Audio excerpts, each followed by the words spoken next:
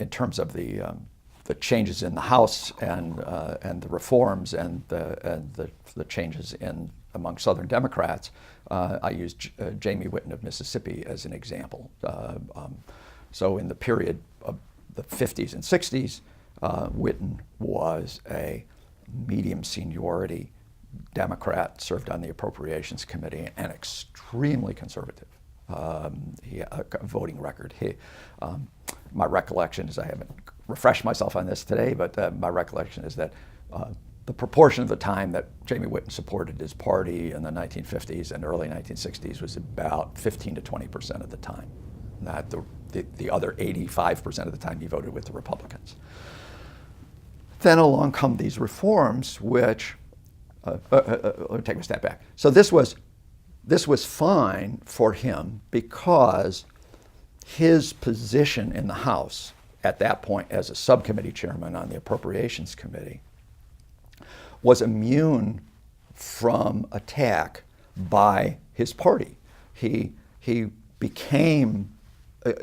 got this position by seniority as long as he remained in the House and served on the Appropriations Committee as a Democrat, and as long as the Democrats were in the majority, he was going to be chairman of his subcommittee, and there was nothing his party could do about it, regardless of how often he voted with the opposition party.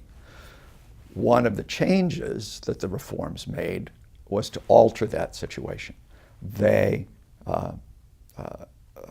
Rules were passed in the Democratic caucus that made all committee chairmen and all subcommittee chairmen on the Appropriations Committee, which was the biggest and most powerful committee then, all of them were subject to a vote of the party caucus at the beginning of every Congress as to whether they should continue in their positions as chairs of committees and subcommittees. So in one simple change, these people who had been completely independent of their party were now completely responsible to their party, that the party could take away from them this wonderful position that they had unless the party judged that their behavior was acceptable.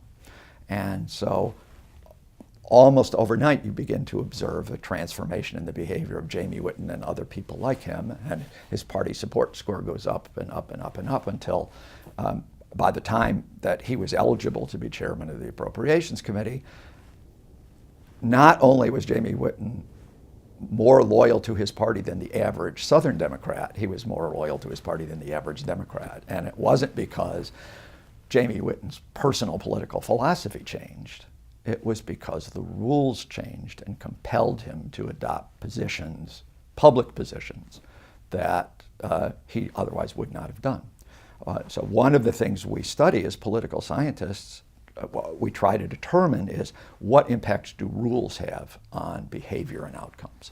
And this is, I think, a pretty powerful example of the impact that a rules change had on behavior that's had very profound implications for the operation of the House of Representatives.